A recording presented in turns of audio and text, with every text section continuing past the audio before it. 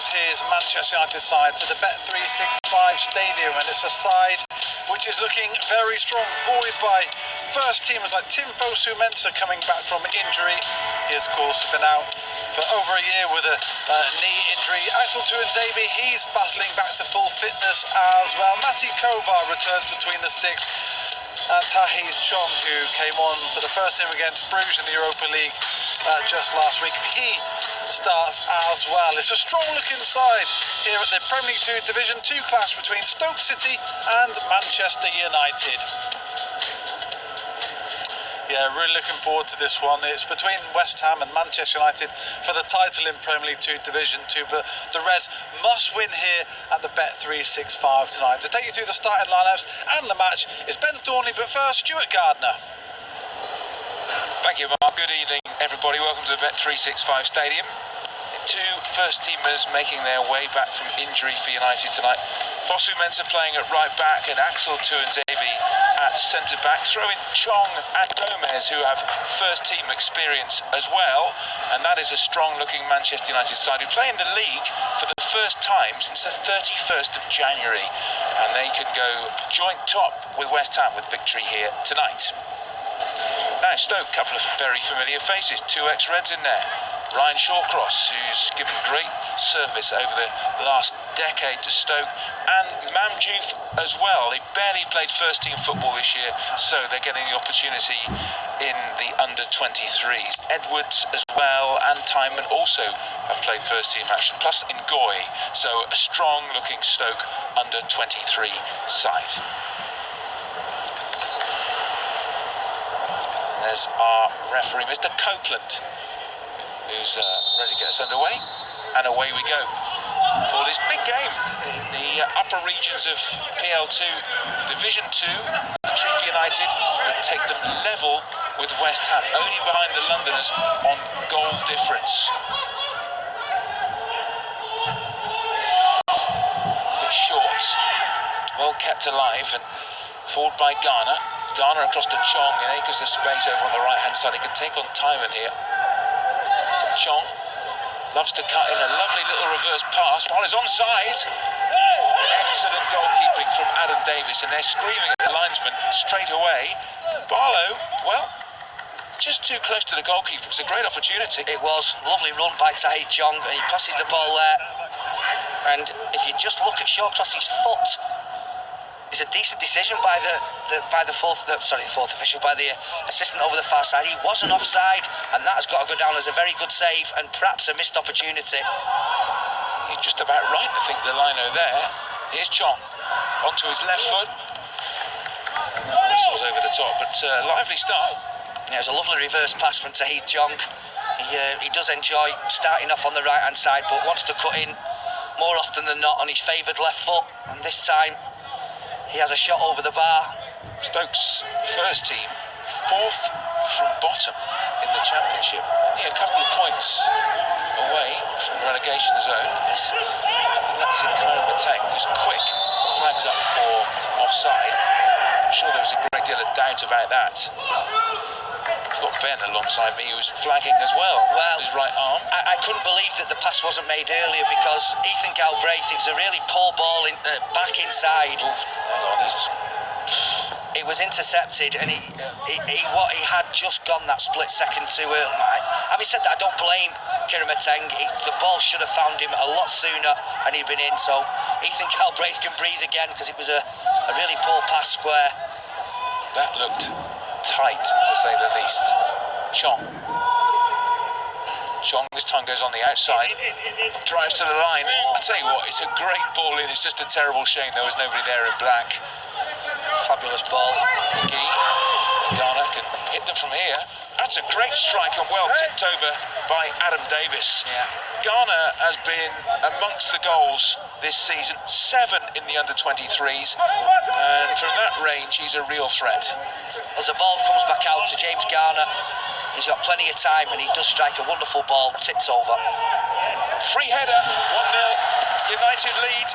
It's a terrific header, and well, the man who won the corner with that magnificent strike that tipped over the top by the goalkeeper powers in a header from the set piece, and United lead 1-0.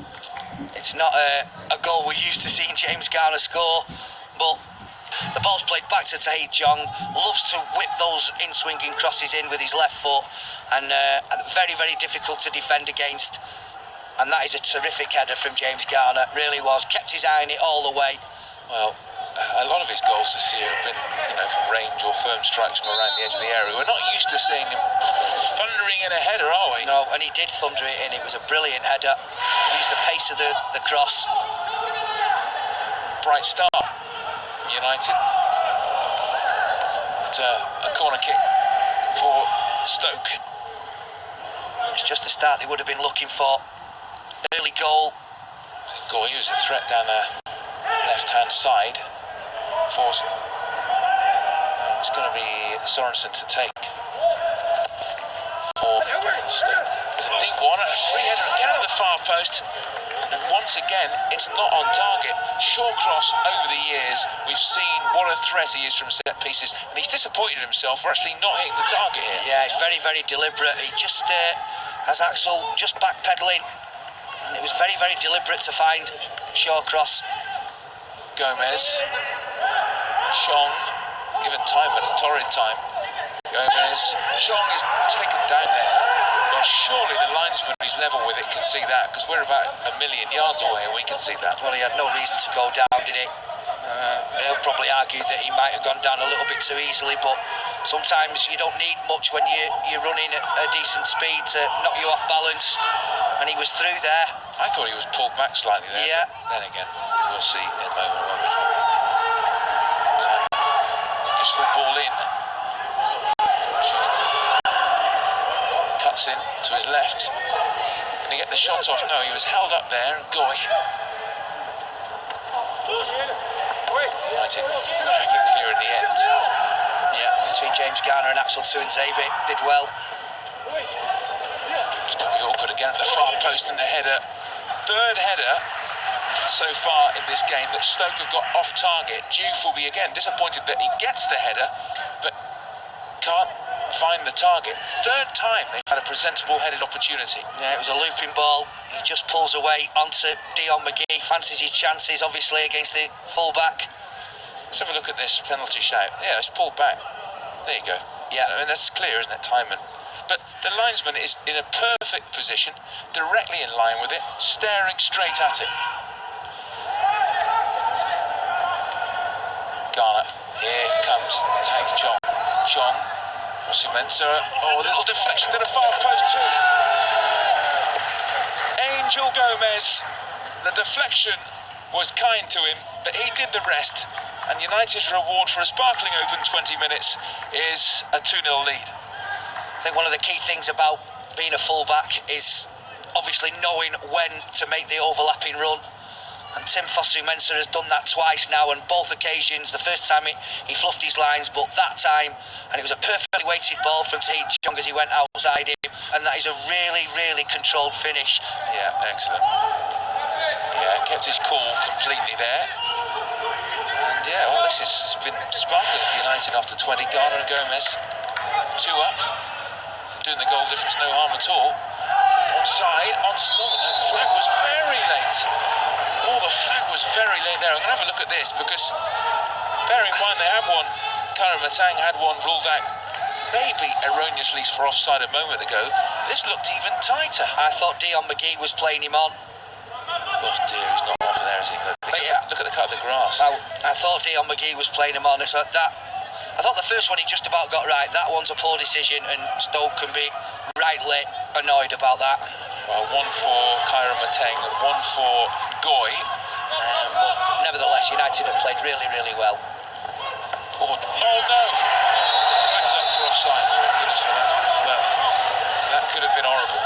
A horrible, horrible moment for Dylan Levitt. That was a commentator's curse, if ever. Oh dear. Lost one. He'll be very, very relieved that Mr. Johnson's flag. But United playing out from the back, very, very nearly got into big trouble there. At the other end, United though breaking. This is real end-to-end. What a lovely little chip forward, and what a goal. That is absolutely fantastic. And it's that man again, James Garner, what an outstanding season he's having with the 23s, and it's such a delicate finish, and that is the very definition of end-to-end. That's a brilliant finish. I'm pretty sure that Tae Chong was offside.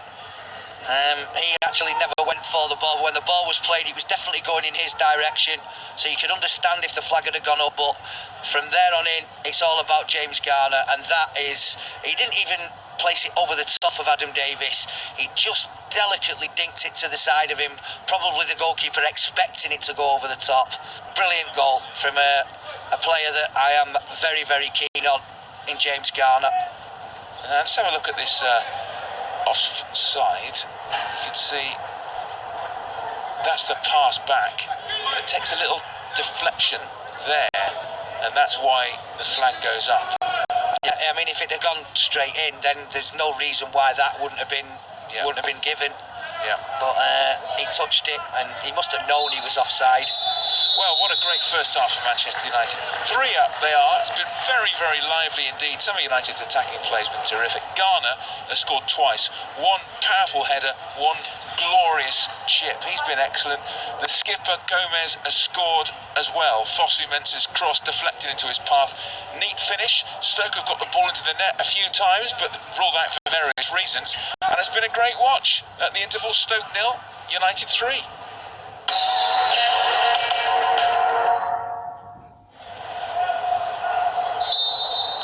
Away in this second half. Well, we had all sorts of drama in the first 45 minutes. What does the second have for us here in store at the 365 Stadium? I'm reliably informed by our top team that half-time was 18 minutes long. So, anyway, so we're underway. Let's go. United looking to break. That was cut out by Janet's first touch of the ball. United looked so lively. Every time they won the ball back in midfield, they looked such a threat.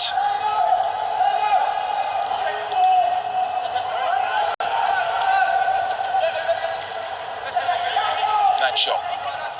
Gomez, quick feet to Chong. Chong cuts inside brilliantly. Chong goes for the corner. Unfortunate there is a crucial bit of defending, because we're right behind that and he's trying to bend that for the far corner, which in many ways is his trademark. Really good run from Chong. It was the little touch by Angel Gomez that got that moving. Corner. Goalkeeper the favourite, and he collects that with ease. Just a bit too close to him. Adam Davis, quite happy to take that, grateful.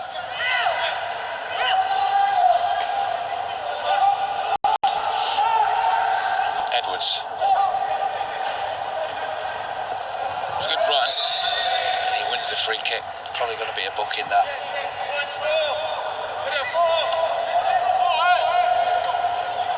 Word with Arlo. He's got away with it. Good run from Edwards. Hayden Ball had a little grab at him there. The referee let that go.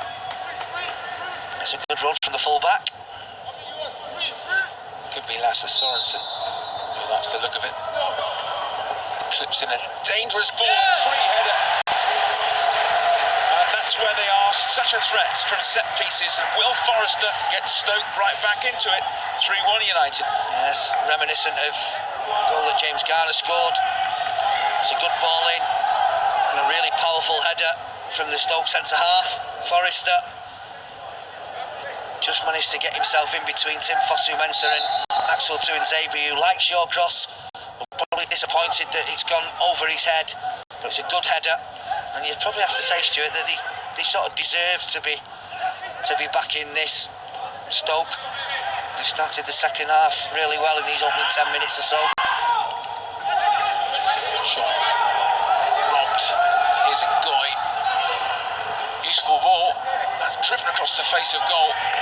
And then a really important bit of defending from Garner there. He got a crucial little block on that. And that means that Dunwoody's shot, which may well have been goal bound, deflects behind. Yeah. Again, Stoke breaching United's back line. Some big old units in there. Swung in, and that's flicked on dangerously. I've got a second. Once again, it is the set piece causing the problem. And Cameron McJanet, the half-time substitute, makes it very interesting. 3-2 United now. There's got to be some communication. It's flicked off James Garner's head. And as Matty Kovac hopes for it, if he shouts to James Garner, then he leaves it. James Garner's got to go for it. He's already committed to the header. Did the ball actually deflect off Juve? It might end up being his goal. I don't really think that they care as long as the goal is given. Whatever Kevin Russell said at half-time, it's had quite an impact. He certainly has. He's not offside. He's not offside. Great touch. He's got to score. It's unfortunate. He couldn't just clear Adam Davis as Garner did in the first half, and he'll be disappointed by that. He will, because it's a brilliant run. He'd definitely beaten the offside trap, and Adam Davis was well advanced out of his goal and gave him a lot of space to be able to lob it over the top of him. Started halfway rather smugly thinking we might cut the goal difference to West Ham right down, but now we just be very grateful for the win as Stoke that deflection into the side netting, and it completely left Kovar in no man's land. Nothing he could have done about that if it had dropped in, but thankfully the effort from Oakley Booth hits the side netting. Yeah, he didn't really have much to aim at either, and that could have been a real disaster if that had crept in between Matty Kovar and the near post, but it didn't. Fortunately enough, hit the side netting. It's another one of those set pieces which has been a big problem. Again, a header at the far post, wide. No one got a touch. But amazingly, one of the smaller players on the field with that nod. And, well, United get away with one. Yeah, Forrester again it was. He rises above Deschamps Bernard. It's going to be an anxious last 10 minutes, this. Very anxious. I mean, it's been a massive problem for United, hasn't it? Set pieces. So even in the first half, there's a couple of headers that they might have done better with. It's been a real rearguard effort in the second half. It's all going deep to that line of Stoke players towards the sort of far post. It's a great delivery. Can ricochet anywhere. Big appeal for handball corner is given. Well, we remember the massive Manchester United appeal for handball in the first half. This time, I'm not so certain Fosu Mensah knew anything about this, did he? No, it's a really deep free kick, flipped on by Traore. No, he's hit him on the chest anyway. No, they were surrounding the referee. It didn't even hit his arm, his chest. Yet another corner to defend. Sorensen will take the corner kick. Again, a dangerous one. United perhaps can profit here on the counter-attack, but no. Back into the mixer again, and headed off the line. United surviving, that should be a free kick, sure. That must be a free kick. It was a great header off the line. But I felt United should have had a free kick there at the end, but again, this time, Kovar can collect. Well, how important this headed clearance may turn out to be. Well, Traore, he's got to get rid of that first and foremost. It's a lovely ball back in. And, well, I mean, you can't tell, there's no VAR, but that is really, really clever thinking from Axel Tuanzebe. Getting back to help his goalkeeper, and he was really needed because otherwise that was the equaliser. Maybe one last set piece here for Stoke. We can bring Rory Delap down from the executive box just below us here for the swirling long throw. Flicked on and Kovar can collect. Take his time. I think he was fouled, by the way, as well. Kovar, but well, what a game of two halves this was.